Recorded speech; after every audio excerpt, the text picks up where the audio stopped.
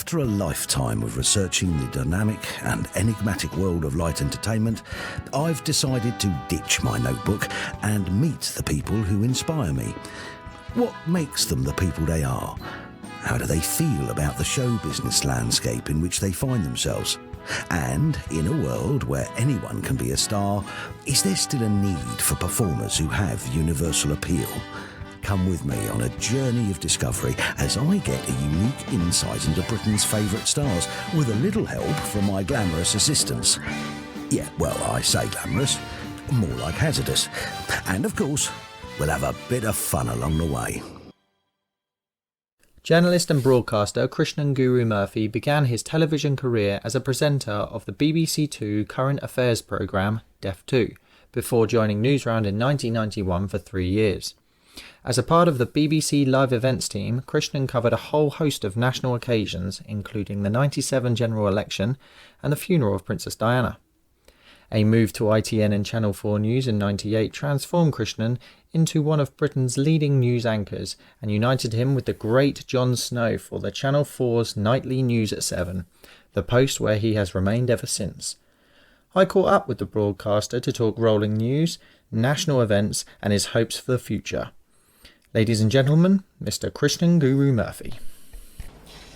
We'll get to the highlights of your career in just a second, but this year has been another eventful year in British politics. Without alluding to your personal stance on Brexit, how would you sum up the events since 2016? It's been bonkers and chaotic and not very impressive to watch. I think the quality of political debate has risen now, as we get to the climax, and you're seeing in many ways the House of Commons using all its methods to try and take control of the situation. But I think since 2016 and before, we did not see politics at its finest. And it's been quite hard to cover because politics has become very, very controlled, and politicians don't make themselves as available to the media as they used to. So a lot of the people who hold the most controversial views are very reluctant to be interviewed. They don't like coming on programmes like Channel 4 News. So it's quite tough to cover properly and to hold people to account. But it's relentless as well. It's exhausting. I can imagine. Why do you think they don't like coming on Channel 4 News? Well, I think they know that we give them quite a hard time, and that we're going to ask tough questions, and that we're not afraid to ask awkward questions, and that we don't give up easily. Yeah. So we don't just ask them once and then let them off. We do tend to pursue them, and so I think people are reluctant to face that kind of questioning. It's not just us, it's other programmes who do our kinds of interviewing who are having the same problem. Okay. Let's go back to the very beginning. You made your presenting debut on BBC Two's current affairs show, Deaf 2. What did this teach you about the workings of television? Well, I was 18 when I started doing Deaf 2, and I was all set to be a doctor. I was going to medical school.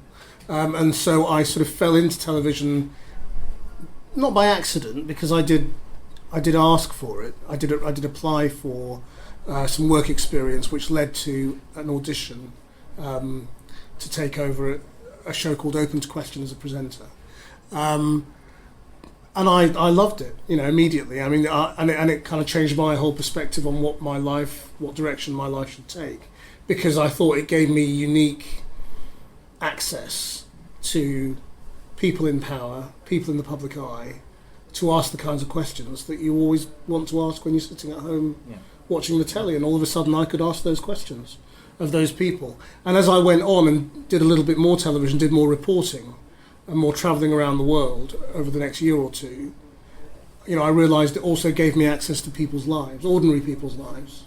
And I would go to a far-off village in India, and people would invite me into their lives and show me their problems, and that was very privileged as well. So you got this uniquely privileged access to both people at the top and ordinary people or people at the bottom in places and countries that you'd never get access to those sorts of lives.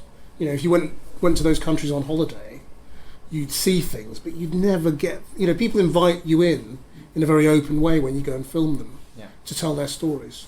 So it opened my eyes in all sorts of ways.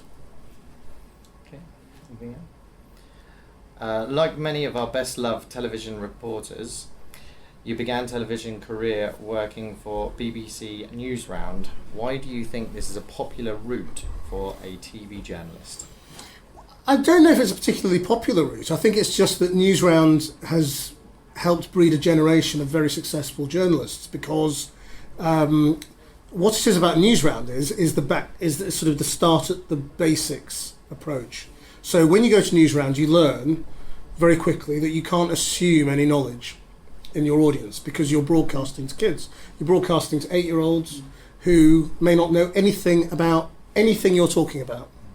So you've got to explain everything from first principles. So you can't assume that they know what Brexit is, you know, what that means, you know, what the European Union is, what Parliament is.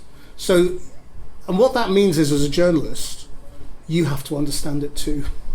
And a lot of journalists don't, is the truth. They just use these terms and don't really find out the first principles of what they all mean.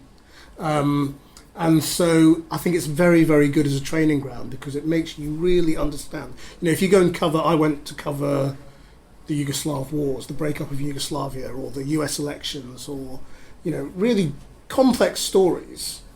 If you can explain them to children, then that is a very, very good grounding for journalism. So, you know, that's why I think it's produced a lot of quite famous journalists. Whilst at the BBC, you presided over many defining live events for our country, but one stands out above the rest. How difficult was it to preside over the funeral of Diana, Princess of Wales? Well, I had a relatively small role in that. I was just one of the reporters standing on the Mall outside Buckingham Palace with the crowds. And I was actually in America. I was in California when Princess Diana died.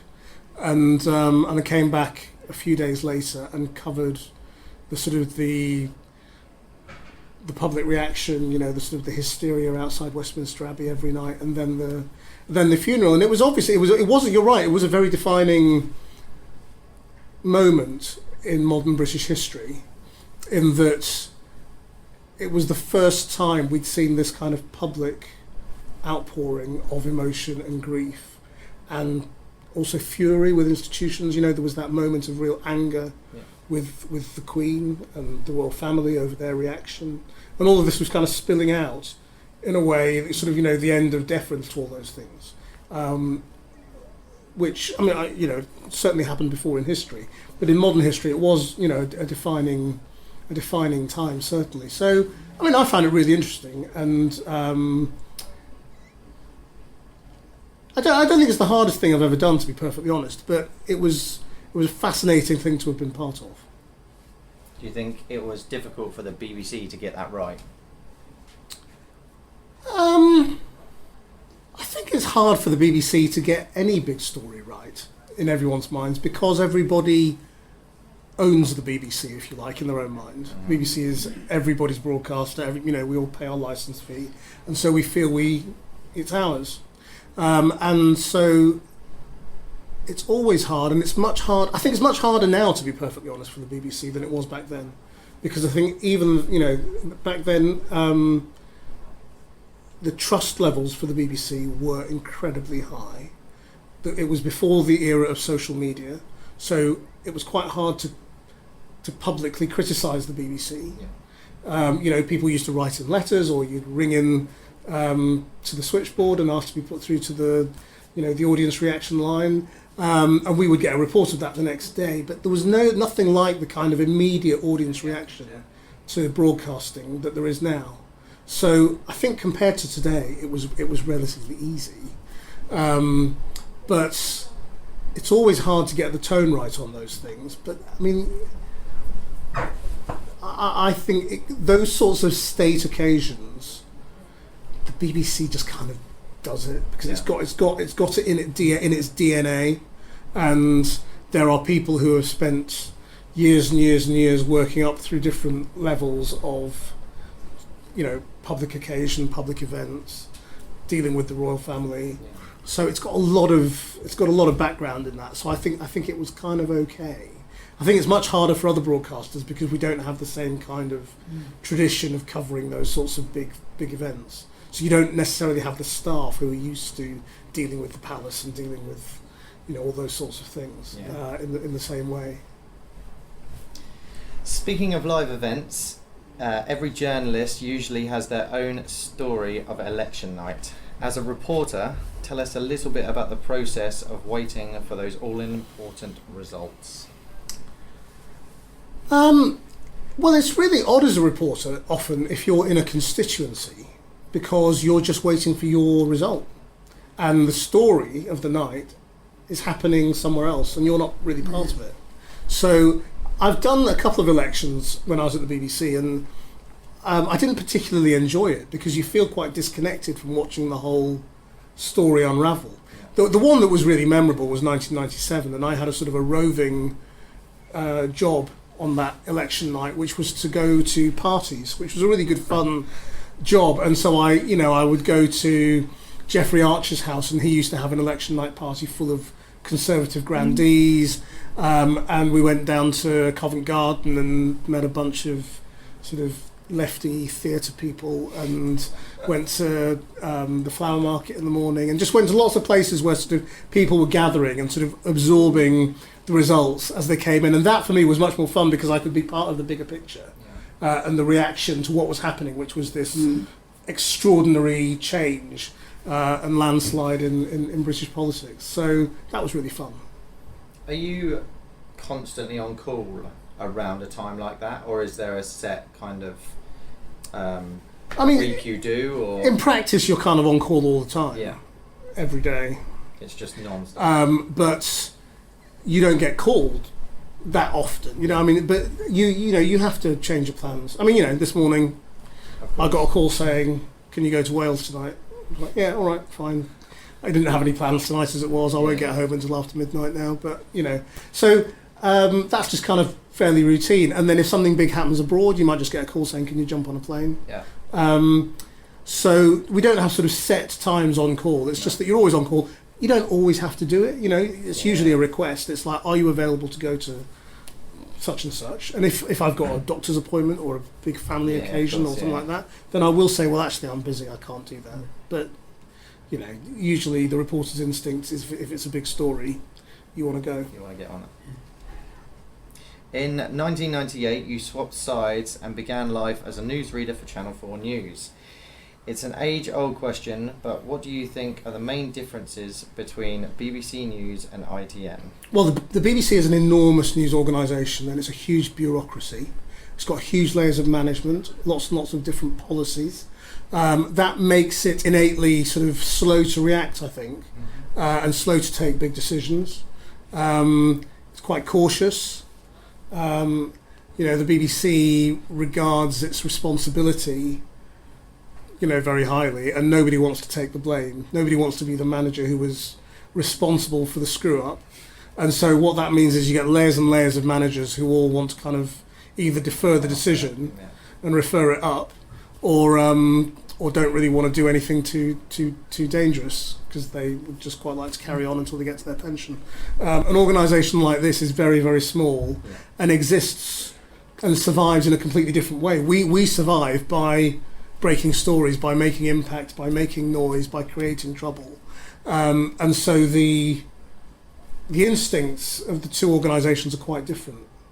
I'm not saying the BBC is ultimately safe and doesn't break stories, because it does, but it has a different approach to it, I think. And it's just an enormous giant. Yeah. We're a tiny little minnow compared to the blue whale of the BBC news organisation. And if you think about our impact, we punch well above our weight. Yeah. Of course, you now find yourself alongside the great Jon Snow for the Channel 4 nightly news. What have you learned about news presenting since working closely with him? Oh, I could be cruel, but I won't be. I think the thing I probably learned most from Jon is, as a broadcaster, he's very warm, and people like him, and Jon wants to be liked. I'm a bit different in that I don't particularly feel the need to be liked by my audience. Yeah. It's nice to be liked, and it's nice when people come up to you and say they like what you do. But I'm probably a little bit more awkward, and I'm prepared to be a bit more difficult, and don't mind. I don't mind. Sometimes, you'll be sitting down in front of a very nice person who you like and don't want to upset, but you have to ask them a tough question. Yeah. I think I'm. Would you say you would ask that, whereas Jon? I'm not sure that Jon wouldn't. It's just that Jon has a different approach. Yeah. I think Jon has a different approach, and he's a very warm broadcaster, and I think that's probably what I've learned most from him. When we interviewed Michael Howard, he said that about David Frost. Yeah. He said that he was like that. Yeah. Charming. Yeah. Cool. Okay. Beyond the news, you've also fronted Channel 4's investigative documentary series, Unreported World. How does this satisfy the nature and the natural journalist in you? Unreported World is one of the things I really love doing. It's sometimes the thing I have the most fun in my job doing, because you really go to the most difficult, far out places and do stories that other people aren't telling. And so it's taken me to Venezuela and Afghanistan and Iraq and Yemen twice, in fact. And we've really done some amazing stories. So I love it. I also love it because when you do the news, you have to be on every night. And you have to be, if you're sent somewhere, if you're sent to Syria or wherever it might be, you've got to find stories for every night. Yeah. Or every other night at least. And when I go to do Unreported World, I can just immerse myself in something for 2 weeks. And all I have to worry about is what I come out with at the end. Yeah. So it's a very different way of thinking, and it's a different way of doing your journalism. It's just a longer form way of doing it. And it's a nice it's a breather. It's a breather from the relentlessness of the news, to be able to think about something for a bit longer. Yeah. Looking back at your career, what is your proudest achievement? I never have an answer for that. People say, what's your favourite story or anything like that.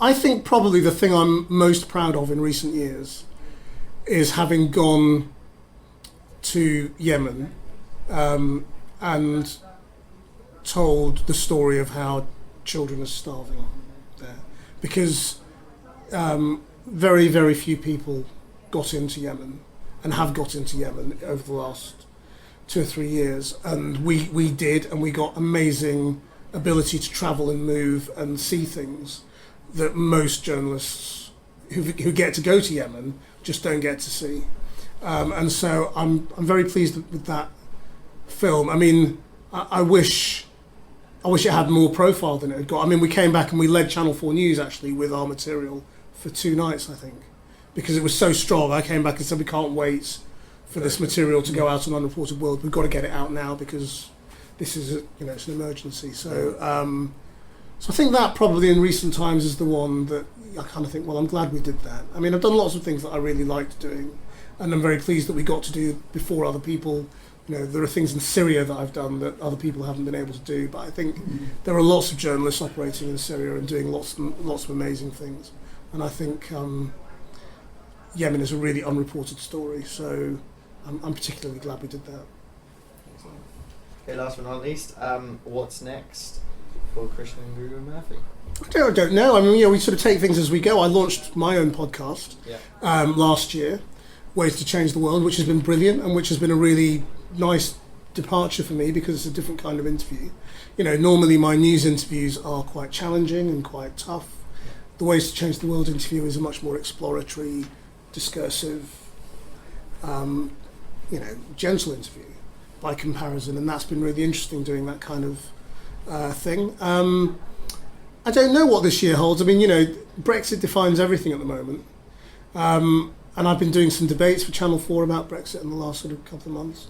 So I think we want to do more of that. We want to do more big events, around these big turbulent times that we live in, to try and explain what's going on.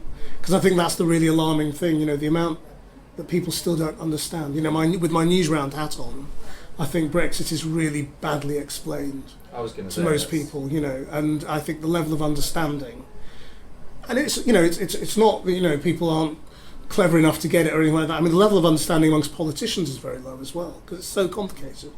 But because it's so complicated, I think we really need to try very, very hard to explain it. And I think it's the same problem I was saying to you about Newsround, which is that a lot of journalists don't really get it.